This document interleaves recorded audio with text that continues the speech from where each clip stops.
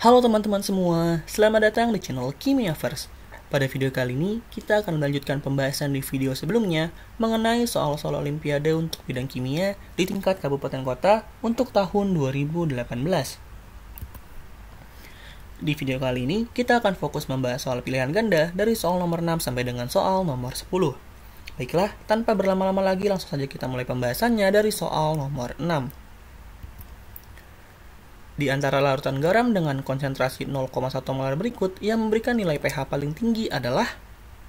Soal ini merupakan materi yang dipelajari dalam bab hidrolisis garam. Bagi yang mau coba menjawab soal ini, silahkan di-pause terlebih dahulu videonya, lalu lanjutkan lagi setelah selesai menjawab dan dibandingkan jawabannya.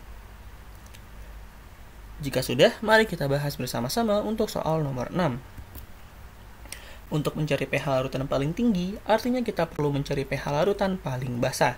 Dan karena semua opsi merupakan larutan garam, maka kita harus mencari garam yang bersifat basah, yaitu garam yang terbuat dari campuran asam lemah dengan basa kuat. Mari kita bahas satu persatu dari masing-masing opsi.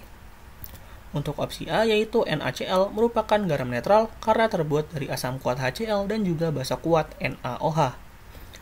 Lalu untuk opsi B yaitu NaNO3 juga merupakan garam netral karena terbuat dari asam kuat HNO3 dan basa kuat NaOH. Begitu juga dengan opsi C yang merupakan garam netral.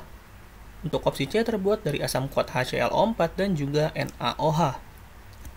Opsi D juga sama, yaitu garam netral yang terbuat dari asam kuat H2SO4 dengan NaOH.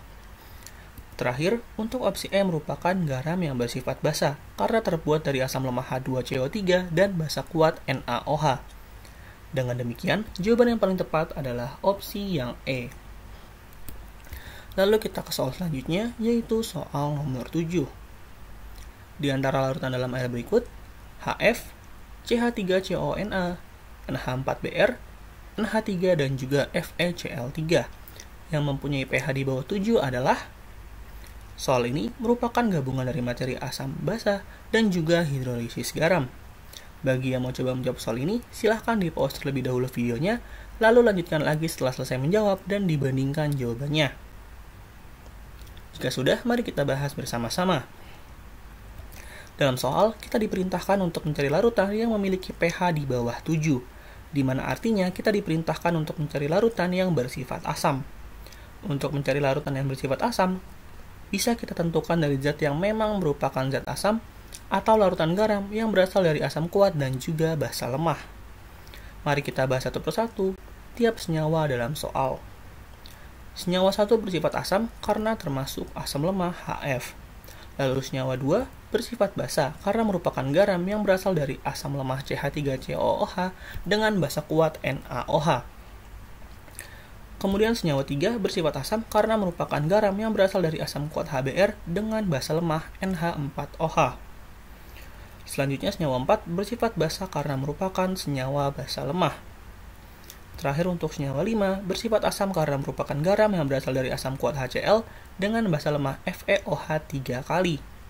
Sehingga senyawa yang memiliki pH asam adalah senyawa 1, senyawa 3 dan juga senyawa 5, di mana hal ini sesuai dengan opsi yang A.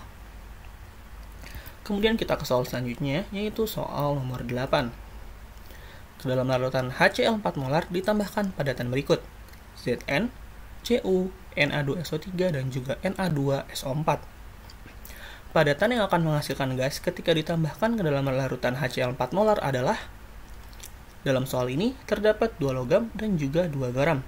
Dan soal ini juga masuk dalam materi kimia unsur, khususnya materi terkait sifat kimia ion hidrogen. Bagi yang mau coba menjawab soal ini, silahkan di-pause terlebih dahulu videonya, lalu lanjutkan lagi setelah selesai menjawab dan dibandingkan jawabannya. Jika sudah, mari kita bahas bersama-sama untuk soal nomor 8. Untuk kedua logam, kita harus memastikan apakah nilai potensial sel reduksi hidrogen lebih tinggi atau lebih rendah dibandingkan kedua logam yang dapat dilihat dari deret volta. Pada deret volta, letak Zn berada di sebelah kiri hidrogen, yang artinya logam Zn dapat mereduksi HCl menghasilkan gas hidrogen dengan persamaan reaksi berikut. Zn ditambah 2 HCl menghasilkan ZnCl2 dan juga gas hidrogen. Untuk Cu, karena berada di sebelah kanan hidrogen, maka Cu tidak bisa mereduksi HCl, sehingga reaksi ini tidak bisa terjadi karena daya reduksi Cu lebih tinggi dibandingkan daya reduksi hidrogen. Selanjutnya, mari kita bahas untuk kedua garam. Kedua garam tersebut dapat bereaksi dengan HCl. Untuk Na2SO3 dapat bereaksi menghasilkan gas SO2. Gas SO2 dihasilkan dari senyawa H2SO3 yang terbentuk sementara dalam reaksi. Hal ini dikarenakan ion SO3 dari H2SO3 tidak stabil dan mudah teroksidasi menjadi gas SO2 dan juga air. Sedangkan untuk garam Na2SO4, walaupun dapat bereaksi dengan HCl, tetapi tidak menghasilkan gas SO2 karena ion SO42- bersifat stabil dan tetap dalam senyawa H2SO4. Sehingga reaksi yang menghasilkan gas adalah reaksi 1 dan juga reaksi 3 yang sesuai dengan opsi yang C. Lalu kita ke soal selanjutnya, yaitu soal nomor 9. Panjang ikatan OO yang paling pendek terdapat dalam molekul. Soal ini merupakan materi yang dibahas dalam bab ikatan kimia. Bagi yang mau coba menjawab soal ini, silahkan di-pause terlebih dahulu videonya, lalu lanjutkan lagi setelah selesai menjawab. Jika sudah, mari kita bahas bersama-sama. Untuk memudahkan menjawab soal ini, kita bisa menggambarkan struktur dari masing-masing senyawa terlebih dahulu yang dapat dilihat pada gambar berikut. Semua struktur senyawa memiliki ikatan OO, baik itu ikatan tunggal ataupun ikatan rangkap 2. Dari kelima senyawa tersebut, hanya O2 dan juga O3 yang memiliki ikatan OO rangkap 2. Ikatan rangkap 2 akan memiliki panjang ikatan yang lebih pendek dibandingkan dengan ikatan tunggal. Hal ini dikarenakan adanya ikatan tambahan atau ikatan pi yang menambah tarikan antar atom, sehingga memperpendek jarak antar kedua inti. Akan tetapi, pada senyawa O3, ikatan rangkapnya mengalami resonansi atau perpindahan ikatan rangkap ke os di sebelah kiri, sehingga ikatannya tidak akan sependek ikatan rangkap 2 tanpa resonansi karena sifat ikatan rangkap 2-nya tidak tetap. Sehingga ikatan OO terpendek yaitu terdapat pada senyawa O2, yang sesuai dengan opsi yang A. Lalu kita ke soal terakhir untuk video ini, yaitu soal nomor 10. Berdasarkan teori FSEPR, pasangan molekul ion yang memiliki geometri segi 4 planar adalah. Soal ini merupakan materi bentuk geometri molekul yang dipelajari pada bab ikatan kimia. Bagi yang mau coba menjawab soal ini, silahkan di-pause lebih dahulu videonya, lalu lanjutkan lagi setelah selesai menjawab. Jika sudah, mari kita bahas bersama-sama. Di mana untuk mempermudah menjawab soal ini, perhatikanlah tabel berikut. Tabel ini memperlihatkan beberapa bentuk geometri berdasarkan pada jumlah ikatan yang ada pada atom pusatnya. Sebenarnya kita tidak perlu menghafal semua dan hanya perlu menghafal bentuk utamanya saja, yaitu yang tanpa PEB. Seperti misalnya jika jumlah ikatannya 3, memiliki bentuk geometris segi 3 datar, dan ketika satu ikatannya hilang dan digantikan oleh satu PEB, maka satu sudut dari segi 3 datar juga hilang, sehingga bentuk molekulnya menjadi V.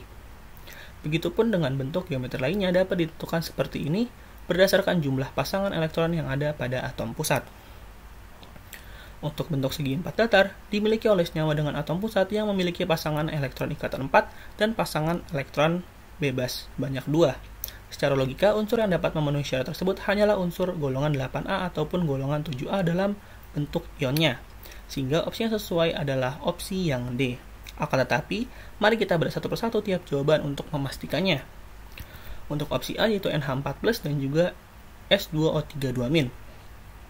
Senyawa NH4+ mempunyai atom pusat yaitu N dengan 4 PeI dan juga 0 PeB. Sedangkan senyawa S2O32- mempunyai atom pusat S dengan 6 PeI dan juga 0 PeB. Di mana dari kedua senyawa tersebut tidak ada yang memenuhi syarat bentuk geometri segi 4 datar.